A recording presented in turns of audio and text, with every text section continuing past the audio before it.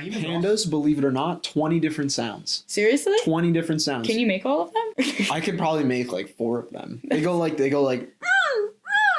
they squeak and it's really cute, and then they also they bleat almost like a sheep. They go and they like laugh. Oh. And that means they're really happy. Oh, I want to make a panda happy so I can hear that. Make a panda laugh. Yeah, that'd be awesome.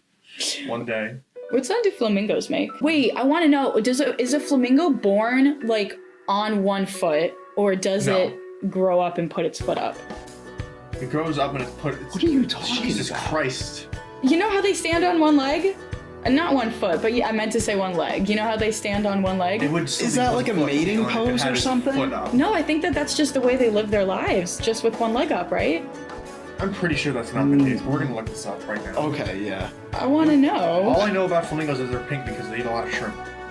I never knew that. They change the color. Are you sure that's the reason? Over time, evolutionary, they ate a bunch of freaking shrimp. Well, hold on there. Because listen, I recently watched the new Planet Earth on Netflix, and there are different flamingos all over the world that are different colors. There's not just pink flamingos. There's like white and black ones too, I'm pretty sure. Oh, so maybe the pink species. You're probably right. It has to do with their diet. So let's look this up. Okay. Well, the babies, in the one I was watching while you're looking this up, the baby penguins that were just born, like would get salt around their legs and they couldn't move. It almost was like a cast. And then those ones usually wouldn't make it. I was like, what? Oh, okay. I remember. I know what you're talking about now. Yeah, like what a harsh world to get born into. Well, same thing with giraffes. They're born and because the mother gives birth standing up and the giraffe just falls out like a sack of potatoes. And if they don't stand up within the first 7 minutes, they cannot stand up for the rest of their life. What? Mm-hmm. Oh my god. Okay, so, all right. They turn light pink to bright red due to aqueous. Aqueous. Where you at, Rich? Is it AQUEOUS? Is that the Sounds like aqueous. Yeah. Flamingos, are they pink or are they white or black? It's what do we know? Aqueous. Wow. Aqueous. So wait, are they born standing up or not? Bacteria and beta carotene obtained from the food supply. Okay, so you're on the right track when you say it's what they eat. It's what they eat. Back to the giraffes too. I saw a video recently where like this tiger was going to do some and it's like running up to like eat this baby giraffe or go and mess with it, and then the mom just comes out of nowhere and just like kicking the thing. Yeah, you don't want to mess with giraffes. They'll kick your head off. I've seen that clip where they literally just trample it. They just straight up. It's so scary. Have you seen giraffes fight too? With the neck. Just whipping their necks around. It's nuts, and they just smash them into each other. But back to your question, no, they're not born standing on one leg, and they. That's not what she said. That's not how that works. She said they. I wanted Wait, to. is that what you said? I wanted Yes, to know what the case was. I was the unsure. answer is no, they don't do that. Okay. They usually so they stand just, on one leg, and they're not exactly sure why. I want to know what it looks something like to for them do to stand on two legs. Because they use less energy. Oh yeah, they definitely do stand on two legs because apparently they can stand on one leg, and it requires almost no muscle use whatsoever. That's so cool. What? So they sleep like that? I don't know if they could. Maybe. Because I've seen them like curled up when they're on like the one leg. But no, they have 2 legs. They just normally stand on one leg. Isn't it true that the whole ostrich sticking his head in the sand thing is not true? I think they do something like that. But I'm not sure, which doesn't sound like much of an answer. Let's go find this out too. Yeah. All I know about ostriches is they run fast, they can't fly, and they will kill you if they kick you in the chest. Their eyes are Satan. They are terrifying. They're like black and they just stare at you. Yeah, I don't think they have eyes. 43 miles per hour. Nope. When I was at school recently, I went to the local zoo they had there to take some wildlife photography shots, and I'm walking around, and I only took a picture of the animals I kind of wanted to, but I'm walking past the ostriches, and they all look up. And they start like looking at me like this, and their eyes wide like that. And I was like, yo, okay. I was like, nothing to see here. Like, I'm on my way. Smile and wave. They're massive. I thought they were going to jump like the gate and attack me. I couldn't believe it. They're huge. Oh my god. I think their kick, I can't remember what it's the equivalent to, but it has like an lot of insane force. amount of blow force to it. It's crazy. You just chest kick you. Yep. Just implode. Okay, so they do not bury their heads in the sand. So that's myth. I like this one-legged talk because I'm thinking of, are there other animals out there that have like just one leg? Just one leg? Just one leg? Yeah, I mean a snake kind of has one leg. Snake is just a muscle with a face. Yeah. It's just the creepiest. Oh, It's so cool. Oh, I get it. I get where it came from, probably. Some guy wrote about one like a long time ago. Some guy named Pliny.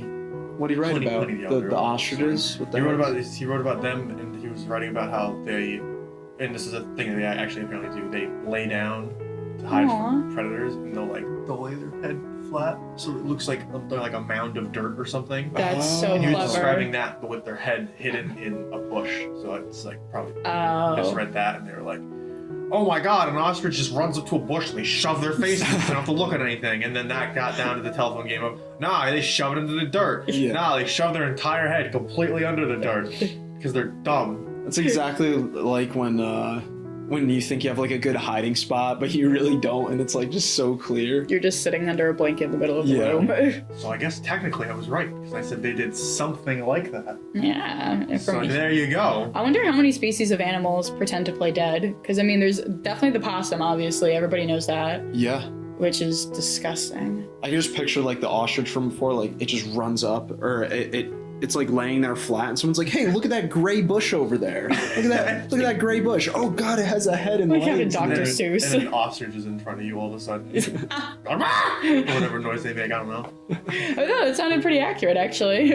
And they kick you to death. Rich, are you by part ostrich? I don't think so. Rich Tridge.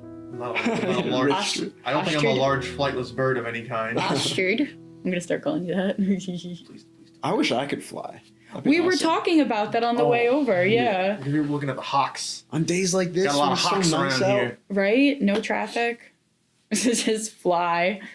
We're gonna do a hang gliding episode one day. That'd be so cool. We go skydiving. Oh hell yeah, we're gonna do all that. Can we like try to do that thing in SpongeBob where he fills his pants with the air dry with the hair dryer and then he That would only work if it was helium, can we get some helium? and I don't think you would need. I think you need a lot more than that. And helium's actually in short supply right now, so it'd be really expensive and hard to get a hold of. Why? Isn't it just gas? It's not renewable. We only have so much helium. Let's just go visit the sun, Rich. That sun's got plenty of Yeah, helium. and I hear that if you go at night, it's not as hot. Oh yeah, it turns off. That's how we're gonna get somebody to land on the sun. Mm. You just have to go at nighttime. So, how does memory work in animals then? How does that? How's feel that like, a thing? I feel like it depends on the species because I remember on Mythbusters there was an episode. It doesn't really have to do with memory. It's more of attention span, which I guess kind of maybe goes hand in hand. But they said a goldfish has an attention span of like 2 seconds. I'm pretty sure. So he's just in the tank there, and he just His every mind- 3 seconds he's like, ah, okay, ah! Okay. Oh my god. A constant state of where am I? Yeah, that'd be terrifying. Well, in my psychology course last semester, there was this one guy who, the same thing. Like every like 20 seconds, the memories just weren't linked, and he had to like write everything down. So every time he saw his wife again, it was like his first time like seeing her in forever. And Aw. every time he would see her, he'd be like, "Oh, like there you are! Like it's so great to see you!" And he'd go up and hug her and everything. Aw. Very difficult. I think he suffered a brain injury. Aw. It sounds like a short-term memory loss. Yeah, like I'll- severe short-term memory Yeah. loss. Yep, 50 I'll first put the dates. link to that in the description too, because I think people find that interesting. But to do with memory too, we were actually talking about goats on the way over here. Goats are smart. Goats are incredibly smart, and we were talking about how they're very good climbers. And I heard somewhere, don't know how accurate this is, but apparently a goat is the only animal that can recognize itself in a picture. What? Mm-hmm. That's awesome. Yeah. They just jump on stuff too, like know. anything. Such a good climber. They just, they just levitate all over. So, Animals are so awesome. And it's like, I don't know how you would track something's like, I don't know how you would track the neurochemistry of like a dog's memory yeah. while it's going on, but they definitely have something like with memory. Yeah. It's just the simple fact of them recognizing the name that you give them. Because you could say, oh, well, they don't know that their name is Spot, but they recognize the specific noise that your voice makes when you say that word, and then over time they recognize it. And so when they hear it, they know to just go to you or to give you their attention. It's like, okay, but still, they're still remembering maybe it's not maybe remembering isn't the right word, because that seems like it's conscious thing they're doing, but it's like associating. They have to have something of memory, because otherwise it would just be them hearing this new noise again and again and again and again. And they definitely remember their owners, and I feel like animals, especially dogs, they have a strong connection with tones in your voice, like a male versus female, especially considering whatever like a dog's past was like for example a rescue dog. Our Nana has a dog, Belle, and she's very skittish around men. She's very scared around men, but even around women she's still very timid, but she will eventually come to you, but you have to speak in a really soothing voice, and so she knows that it's like safe. But it's interesting how certain things they could trigger them or have them set off in a certain way. I'm interested about like the name calling. So you call the animal's name and it comes to you, but you don't just say come here, but because if you were the only one in your house with your dog and you're like come here, and maybe it'll come, maybe it won't, I don't know. I think like you said, or it's like a repetitional thing. Yeah.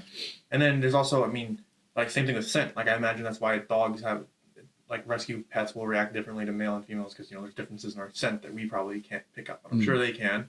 And it's a similar thing where like you tell your kids, or when you meet a dog for the first time, you hold out your hand, you let it sniff your hand, you let it get your scent. Yep. And then it's weird because maybe if you see that dog like once every like few months, you have to do that consistently. But if you like live with the dog, you see a dog a lot, or it's your friend's dog or something like that, you only have to do that like one time. Yeah. He might sniff you like if he smells something on you, or like an animal on you, or like you got food or something like that. That's so interesting too. He's not gonna have to do that whole thing. It's almost like they have like a scent directory in their head. But like really, because and that goes back to you talking about the pets recognizing their owners. It's not just the voice, because it's got to be appearance too. Yeah. We know that because we've, if you ever have a dog and you put on like a costume where your face is covered. Oh, and then you walk very upset. And like what the hell? Who the f are you? And I think the reason for that is that these animals, they lack consciousness and they're more instinctual above all else.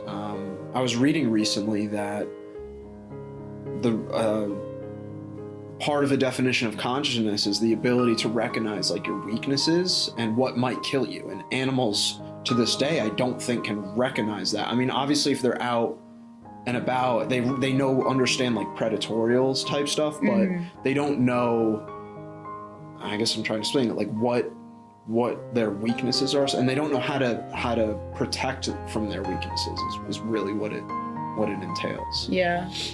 I think it's super interesting. Did you know there's actually a breed, I think it's Jack Russell Terriers. You know what I'm gonna say? I think I know where it go. Keep going. No, it's really cool. They're used as service dogs for people who have diabetes, because they can actually smell when your blood sugar is getting too high. That is crazy. Yeah. That's wild. I know. And they just know. They'll just like start nudging people. They'll start. They get your attention and they let you know that you have to take your insulin. That's so crazy. Why can't we do that? Right? Yeah, it's like we can do other stuff. Gotta take my insulin. Suck it, dogs. Don't raccoons have little fingers or something? Yeah, there's tons of videos. There's that Pandas clip too. that everybody's seen, where it's the raccoon, he runs up to the cat food dish and picks up big and he just starts running runs away. Yeah. They're so cute, but they're so creepy. Yeah. Fun fact about our other version of pandas: they actually have they have 5. We'll call them fingers, but they're not. They have they have 5 they have 4 claws and a 5th pseudo thumb. That's pseudo thumb. It's like a little pad here that's how they could hold bamboo and branches and stuff. So they double fist it. Yeah. And they could break it on their heads too. They go. Could they really? Oh yeah. Aww. See that? Oh my goodness. Yeah. I gotta meet a panda. Yeah. How much did you say they can weigh? I think like now we're putting my memory to the test right now. So the males can get up to, I think like 250 kilograms and the females around like 200 kilograms, give or take 50. I think I might be a little off, but as far as they eat though too, they could eat like 30 kilos of bamboo a day, which is do the conversion for pounds, however much that is, chat. Like, but do you guys think that in the animal kingdom, males or females are more aggressive and territorial? Males. Wow. Definitely across the board. Really? Definitely. Yeah. I mean, like, there's. But what if kin are involved? Like, yeah, that's what I was thinking. Yeah. Usually, unless they have like a strong like herd or like pack or group mentality.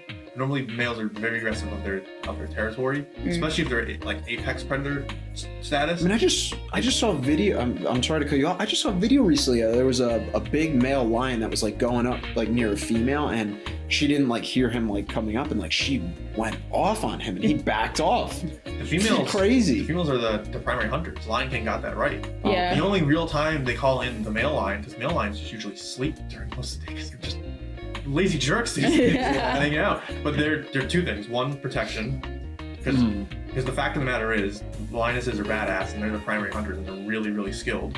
Okay. They're also the ones that primarily teach the cubs how to hunt too, which is cool. Aww. Okay. But at the end of the day, a male lion is significantly bigger and stronger most of the time across the board than a female lion. Okay.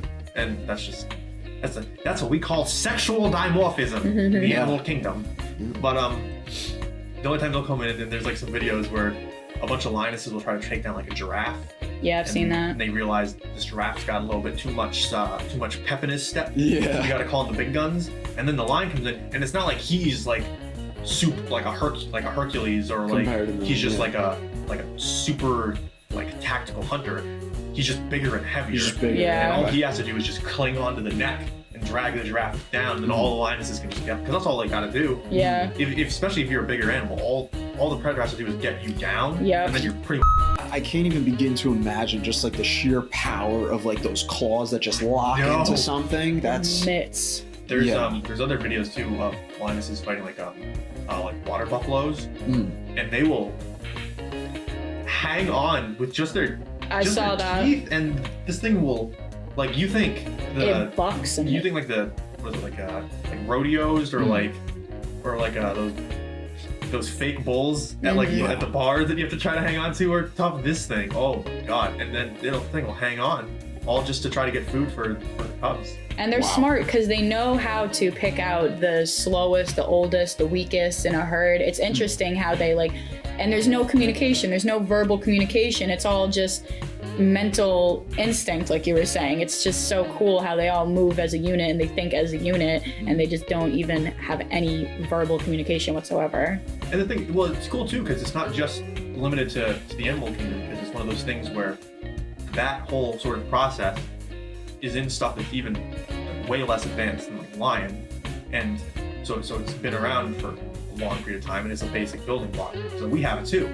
That's why it's a bit of a different example, but it's been similar. It's like when people are hunting or people in the military, like you see in the movies a lot of the time where they have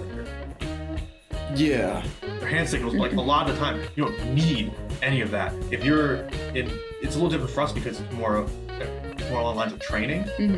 But cubs still get trained. They still learn how to hunt, and you do it as a group. So when you work as a group, you sync up in such a mental way that it's just like, you see a target, I just look at you, and I just start moving this way, and he's moving that way. I need to move around this way for a pincer formation. We look at you, and you see that we're both moving in. You're like, I'm gonna watch. It's like watch our six. You just don't have to. We don't have to say a word. You don't have to. Built-in nano machines. Literally, it's like capability of pretty much a lot of animals, including us. It's like what you were telling me about. What was it? The eagles when they're hunting the hares. Oh yeah, I can't remember which species of hawk it is, but it's a species of hawk, and they're called one of the names is they call them the wolves of the sky. Oh. Because usually birds of prey will hunt by themselves, or sometimes they'll hunt in pairs. But these guys will hunt in groups of like anywhere from like 2 to as many as 5. I think it's usually like 2 to 3. Okay. It's awesome. Like one they'll spot like a hare or something from way high up, and one will get into position like down here, and then the other one will come down really fast and low and swoop in and like maybe like kick up like a lot of like dust or sand or dirt and freak out the hare, and the hare will bolt away to try to get to his home, and they've kind of fixed out where his home would be in like the approximate area, and the other one is kind of just waiting and just swoops in and takes it out. Yep. They just like, literally just corner him and just game they literally over. flush him out, and it's like the animals are crazy, and like we said, it's like they don't have to really like train or learn or anything in the same way we do. They just do. And it's even automatic. And like Mother Nature's evolution for certain animals is insane. I don't know if you saw the BBC. There's one other Planet Earth one. The one with like the forest, and there's this type of bug. It's like I can't remember the name of it. It's what does it look like? It's got red and green lights on it. Oh wow. Yeah. Oh, I know which one you're talking about. The railroad worm. Yeah, thank you. That. And it hunts millipedes, I'm pretty sure. And it has red and green lights on it, and they're very bright. But when it scents a millipede and it's going to hunt it, it turns off its green lights because the millipede can't see red. Oh, that's crazy. So it literally just goes into stealth mode and it waits, and then the millipede just basically walks right into its mouth. That's incredible. I'm amazed because I don't know if like that railroad bug even knows that like he's doing it. Yeah, that it's right. doing it. So I mean, you know, when we want to eat, we're just like, hey, want to go get pizza? Want to go out to dinner? And these. One of my favorite things is the whole relationship they got in Japan between the Japanese giant hornet and I can't remember if it's the Japanese honeybee or the English honeybee. I can't remember, unfortunately. I think it's the English honeybee or the European honeybee, excuse me, that has this defense mechanism. But first of all, Japanese giant hornets, probably the most metal insect alive. They're hardcore. Yeah. They're huge. They have very painful stings. But on top of that, they literally send out 2 scouts, and they'll go and find a nest because that's what they want. They want the bees. They don't pollinate. They're not nice like that. And then scouts will like do the equivalent of like throwing down like smoke canister markers. So they like mark it with like pheromones, and they go back to the hive, and the hive of hornets sends out legitimately. This sounds like a military operation. They send out a strike force of like 20 to 30 hornets, and they'll kill the entire nest in a matter of hours. These like 20 to 30 hornets. That's terrifying. Is this the same one where they like lay their eggs in that nest for their young to eat the other species? There's a few species of wasps that do that, and some of them will just inject an actual creature with the eggs, and then it's like a parasite that eats you alive. These guys, what they do is, if you go after the hive, you'll just find, I think they take everything but like the head and like the actual like limbs. So if you go to the hive, you like of the honeybees that got killed, you just see limbs and heads everywhere. And then the hornets take back I think it's the thorax. I could be getting the parts wrong, but long story short, they take a specific part of it and they eat it and they spit it up for their larva. And there's some sort of reason for this that about their structure that I don't really get. But long story short, the adults can't properly digest this food material. Okay. But when they chew it up and spit it out, their larva can digest it. What? And then it does, and then they secrete this fluid. Oh my God. And this fluid that the larva secrete makes it so that the adults can then process this material. And apparently it's just like a little bit of this juice from their own larva is like, will just get them going all day. Oh my goodness. And then it gets cooler because you're like, okay, so they have this, and this is just a hornet. Yeah. So nature's been a busy bee. Even there's a species of bird that will like take insects that it's eating and just like fly with them in their mouth and just like slap them on like cactus spikes. Yes, the shrike. Yes. Yeah. And they literally tear it apart on there. That's like terrifying. You're walking into like a graveyard of death. Yeah. And that's also a great example of animals adapting to the environment because they'll even do it on like barbed wire. Yeah. They're like, oh, someone just left this here for me. Thank you. You know what creeps me out though? You said parasite before, and I started thinking, have you heard of this like deadly spore that ants pick up? and it's like a mental illness pretty much. It starts like it's like a stem fungus from their brain, and it literally grows outside of their brain and forms like it's a creepy little fungus spore. Oh And my God. the colony knows when the ant has it, and they literally send it away to die because it's extremely contagious. So they literally send the ant away to go die. That is crazy. Yeah, because it's pretty much like a zombie. I'm pretty sure it's like a zombie ant Wait, disease. let me get this straight. You're telling me that those ants know that the other ant has a disease, and then they kick it like out of their base? Apparently it starts acting out of its normal sort. They sense it. Yeah, it's like frantic and weird. Not one of us. Yeah. So they It's like send it the, away to die. It's like that one movie, the thing that came from outer space. It sounds familiar. And it's like this parasitic thing that starts killing people, but then it takes their form, and you don't know which person is Oh, that sounds like thing. Men in Black. Yeah. I just remembered. I was gonna say, with the Hornets, there's one more cool thing. Oh, sorry. Okay. Go for it. With I like I said, I think it's the European honeybees that do this, but I could be wrong. So I'm sorry if it's the Japanese honeybees. Okay. I want to know. What they'll do is, because their stingers are too small and they're not strong enough to deal with the hornets, because the hornets are so big and they're so armored, they're just going around like literally, they're just like chomping with their pincers and just like cutting them in half, cutting off a head. I know, they're tearing them apart. It's brutal. So what they figured out to do is they'll notice when the scouts come by, because the scouts will like do a brief little like Investigation. look around of the entrance to the hive Scope and it real everything, quick. scope it out. So what the honeybees will do is they'll form like an arch around the entrance so that they can't see. And then when the hornets come in, they'll dive on the hornets and form a ball around them. Oh. And then they start rapidly vibrating their butts and their wings, their That's thoraxes. smart. And when their abdomens, I think, whatever. They start vibrating this, vibrating. and it heats up, and it gets incredibly hot, like almost like an oven, and they literally Suffocate it, or they suffocate it, and they convection cook this thing to death, because the temperature threshold that like these hornets can withstand is just below what the bees can withstand, so they have a chance. So what happens is some of them will die, but they'll cook and suffocate this thing to death by making essentially an oven with all of their wings and abdomens. That's and kill crazy. it. It's nuts, man. Nature's so nuts.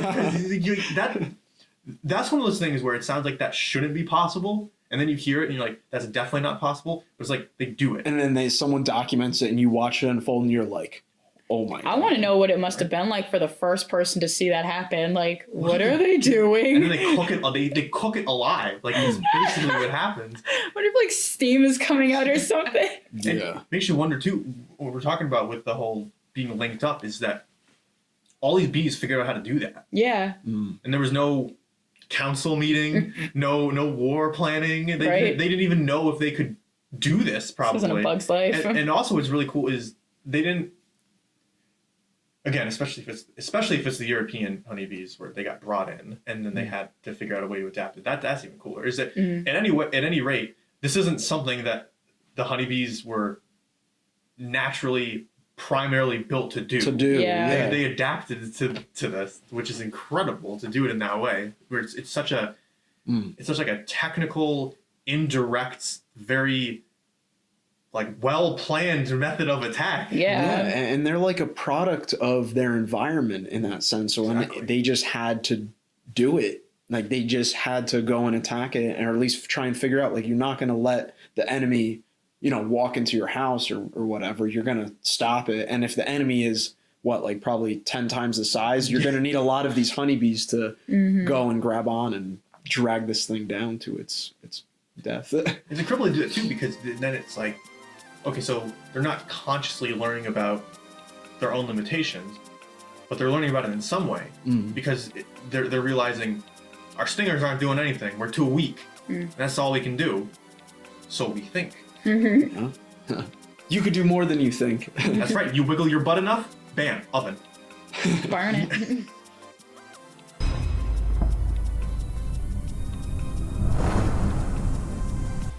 Hi there. If you, like many fine pandas and Jeff, enjoyed this content, please be sure to like, subscribe, ring that bell, and support us on Patreon, Facebook, Twitter, Instagram, and Snapchat. Thank you.